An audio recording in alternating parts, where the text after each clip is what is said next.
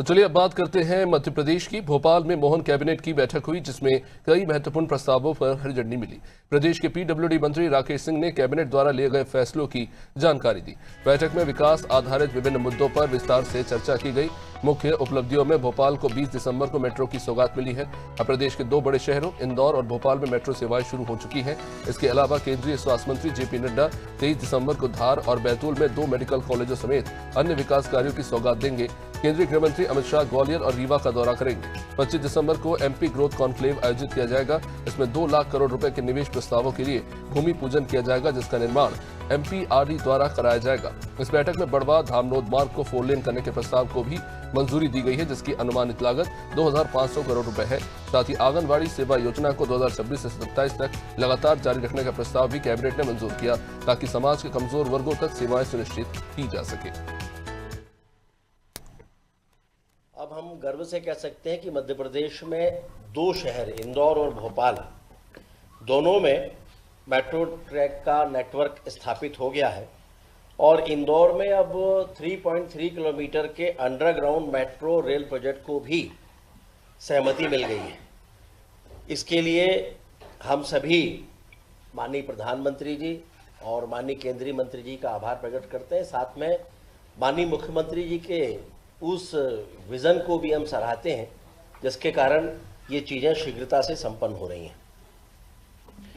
Metropolitan area का map भी 20 तारीख को लॉन्च हो चुका है, जिसमें अभी 5 जिले रायसेन, विदिशा, राजगढ़, सीहोर और नर्मदापुरम ये भी इसमें सम्मिलित हैं।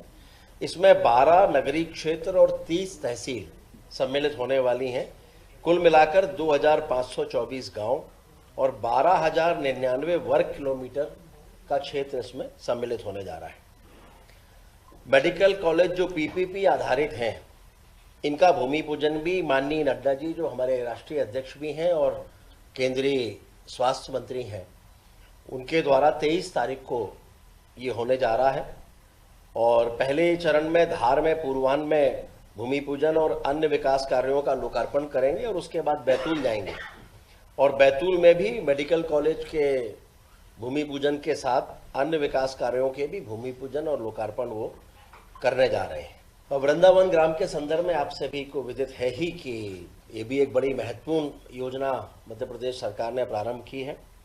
इसमें ऐसे ग्रामों का चयन हो रहा है जिनकी जनसंख्या लगभग कम से कम 2000 हो और जहां गोवंश कम से कम 500 हो, और इसमें स्थानीय प्रशासन के द्वारा प्रभारी मंत्री की अनुमति से विधायक से परामर्श के उपरांत ही इनका चयन किया जा रहा है। 230 में से 193 विधानसभा जो ग्रामीण है उनमें इनका चयन हो चुका है, 37 अभी बाकी बची हैं। माननीय गृह मंत्री जी का हमारे मध्य प्रदेश के लिए ये गर्व की बात है कि माननीय गृह मंत्री जी अमित शाह जी का 25 तारीख को श्रद्धेय अटल बिहारी वाजपेयी जी की जयंती के अवसर पर ग्वालियर और रीवा 2 स्थानों पर उनका आगमन हो रहा है। ग्वालियर में प्रातः 11:30 से दोपहर 2 बजे तक वो रहने वाले हैं। वहाँ पर अभ्युदय मध्य प्रदेश ग्रोथ समिट में भी वो भाग लेंगे और ये शायद पहली बार होगा कि 2 लाख करोड़ के लोकार्पण और भूमि पूजन, निवेशकों को आशय पत्र का आवंटन भी वे करेंगे और मेले का वर्चुअली उद्घाटन भी इसमें प्रस्तावित है। और दोपहर 2 बजे ग्वालियर से उनका प्रस्थान रीवा के लिए होगा। 2:40 पर रीवा पहुंचेंगे, वहाँ कृषि और किसान सम्मेलन उसमें वो भाग लेंगे और गोवंश वन्य विहार का भी वो अवलोकन करेंगे। मध्य प्रदेश के मुख्यमंत्री डॉक्टर मोहन यादव ने महान गणितज्ञ श्रीनिवास रामानुजन की जयंती पर उन्हें नमन किया।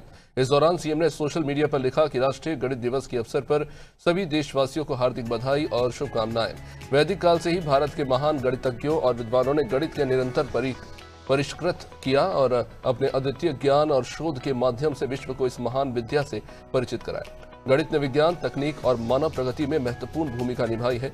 इस पावन अवसर पर देश के सभी महान गणितज्ञों, विद्वानों और शिक्षकों को नमन करते हुए उन्होंने कहा कि वे आशा करते हैं कि आने वाली पीढ़ियां भी गणित के क्षेत्र में नए कीर्तिमान स्थापित करेगी।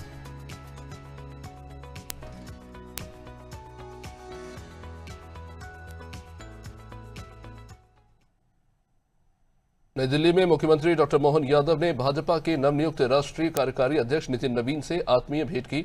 इस अवसर पर उन्हें नई जिम्मेदारी संभालने पर हार्दिक बधाई और शुभकामनाएं दी और उनके यशस्वी, सशक्त एवं प्रभावी कार्यकाल की कामना की। भेंट के दौरान संगठनात्मक मजबूती, जनसेवा के संकल्प और आगामी कार्य योजनाओं को लेकर सकारात्मक वातावरण में विचार विमर्श हुआ और इसके बाद मुख्यमंत्री ने केंद्रीय विधि एवं न्याय तथा संसदीय कार्य राज्य मंत्री स्वतंत्र प्रभार अर्जुन राम मेघवाल से शिष्टाचार भेंट की। इस मुलाकात के दौरान केंद्र और राज्य के बीच समन्वय, विधायी प्रक्रियाओं, सुशासन और विकास से जुड़े विभिन्न समसामयिक विषयों पर सौहार्दपूर्ण चर्चा हुई।